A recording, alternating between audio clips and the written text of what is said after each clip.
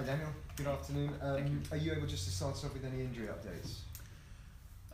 Seems like everyone is all right after the last game, so nothing new to be honest. So I was also pleased that Alex Sete had no problem during the second half because he was a major doubt before the game. It was a bit risky to bring him in, but I got the feeling at halftime, each and every risk was worth to bring him in, and thank God he was able to handle the load. For that, he's also available then, fully available also. At least at the moment, so there's a few days to go, but and also a few training sessions. But at the moment, it seems like everyone is okay also to start again on Sunday. And just now we've had a bit more time after the match. Just wondered what your more maybe considered thoughts are after the result and the performance. Yeah, not so much time because it was a pretty late night with the travel then, and we already had training and need to do some recovery, of course, with the players. But to be honest, my judging of the game didn't change too much today in comparison to yesterday evening. So I was not happy with our first half because we were not proactive, not brave enough. We didn't play with enough courage in order to bypass them. Southampton is a really good pressing side, and they're well structured and pretty intense and aggressive in their pressing, but we were not brave enough to find for some football solutions, and for that we played with too many long balls, and we played too much into that pressing, and for that we lost in the first half a bit the control over the game. We were, I would say, still looking more or less solid out of the game because they didn't have one chance out of the game, but we were not able to create chances ourselves, so we were not able to dominate the game, and we dragged them a bit into their pressing, and for that they had too many set pieces, and of course the set piece in this topics was an awesome point. It's more or less like we are a much smaller side. It's not so easy for us to be competitive on this level, and there were of course some great deliveries from Ward Prowse, but this two set pieces we conceded were pretty costly. I was of course pleased with the reaction in the second half because it was a game with two halves. So the first half I think it was poor, and we were far away from what we want in order how we want to play football. And the second half was exactly what we want to do, and we dominated the game. And in the end, we have to travel back in the away game where we dominated 60% possession. We created many chances in the second half, and my feeling was then because of the second half we would have deserved to travel away at least with 1 point, and even during the extra time we had three big chances. Emi Buendia with a good chance with a header, and Sambaro with two strikes. We were pretty close to equalize the game, but sadly this first 45 minutes were pretty costly for us, and for that we have to accept the loss. Yes.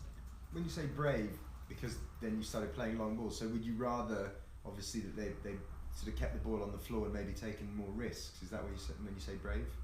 Yes, exactly, and we spoke about this before the game, and but it's also sometimes when the first 2-3 passes are not perfect in the passing quality, you are a bit more careful, and then it's also like the opponent who was perhaps struggling a bit before, should we really press them that intense because they're actually quite good in their build-up.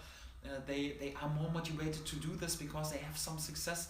Then a game develops a bit in this direction, and if we play with long balls and chip balls to our players up front, Timo Pukki is a top class striker, but he's probably not the best when he gets the ball just to save it anyhow with his chest, because he's not 2 meters tall. And the same with Hernandez, the same with Todd Cantwell, the same with Emi Buendia or Patrick Roberts or whoever's playing. So it's for us quite important to have always a good positional structure to bypass them, to bring the ball close to our offensive players, and to work with combinations, with through passes, because in terms of winning second balls and being there with winning the headers and bully the center backs of the opponent out, we don't have the right types of players, and this is not our style. And this is why it's so important to stick to our football and to stick to our principles. And even if the pressing is pretty intense, then to be brave and to be on the front foot. My feeling was, even with the ball, we were reacting too much on their pressing and not aggressive enough, and even in our possession not aggressive enough. And this is what we changed in the second half, and I would say it's quite more difficult to do this when you're 2-0 down at halftime, and the whole stadium is buzzing and they are on the front foot and in a good mood, and yourself, you are struggling with confidence. For that, it was impressive to react like this in the second half, but also like anyhow, so it would have been much easier to start like this into the game, but sadly we paid the price for being not that brave in the beginning, and for that was for me the main reason for the loss. I mean, I think it was only the third game where those 4 defenders have played together. So do you think that is also a contributing factor? They're obviously still getting used to playing with each other. No, not at all, because when we think about the last games, out of the games, we didn't allow the opponents to have many chances. Even in the game yesterday, in the first half, they scored 2 goals out of set pieces. They had 1 strike after a set piece and 1 strike out of 25 yards out of the game in the first half. In the second half, there was 1 turnaround of Danny Ings with a good finish, but there were just 1 scene per halftime out of the game. So our problem was more like, that we invited them a bit. So our relationship in the back 4 was quite good, and we were not open, not at any point. We were still looking solid out of the game. The problem was a bit that we allowed them to have too many set pieces, and when you have to defend 20 set pieces, and you are a bit smaller team, then it's more like you can defend 17 or 18, but there is also 1 or 2 time that they are able to win the first ball, and then in the second phase they are able to score with a rebound and a little touch, and it is more like we allowed them to have too many set pieces. Did you worry therefore going forward that teams might try and look to use that against you, set pieces, corners? No, in general all teams try to press us. So when I think about for example Man City, they try to press us like nothing, because they are unbelievably strong in their pressing, and we were able to bypass them and cause them unbelievable problems with this. It's more like to stick to our principles, to beat the press with our good structure, with being brave, with bypassing them. And then if we play in the second half, if we play just in the half of the opponent, if we dominate the game, if they have perhaps a set piece all 20 minutes, then we are capable to defend this without any doubt, because we did this in the second half. But if there are 15 set pieces flowing in anyhow, so each every game, each every team, even the best headers in the league are struggling sometimes, because when there is sometimes a great delivery like what Prowse was able to bring in for the first goal, and the little movement, sometimes you win a header and you can score out of this. Sheffield United obviously is the game at the weekend. You've played them, you played them twice last year, twice the year before when you were here, so maybe know a bit about what to expect.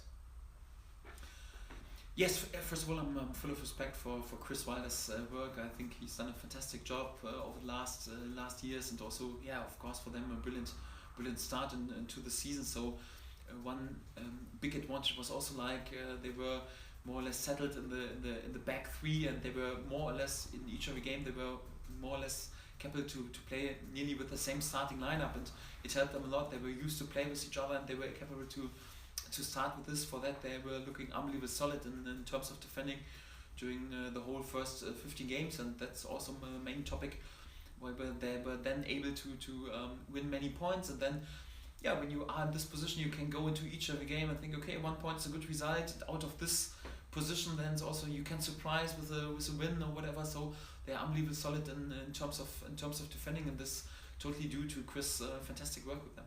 Why do you think they've managed to be so successful early on? Like I said, relying on their defensive strength and in general. So when you judge what happened with promoted teams in the last 20 or 30 years, or even also right now on this level in different countries, you will always find out that the teams who are promoted because of relying on a really good defensive structure, on defensive stability, they found it anyhow a bit easier to cope with this higher level, because when you're solid in defending championship level, then you're also solid in defending on the higher level. And when you're outstanding and scoring goals, you find it sometimes a bit difficult then, because the quality of the defenders is better on the higher level, and it also is more difficult to control the game and control the possession like you did before. In the year before, you find it sometimes a bit more difficult.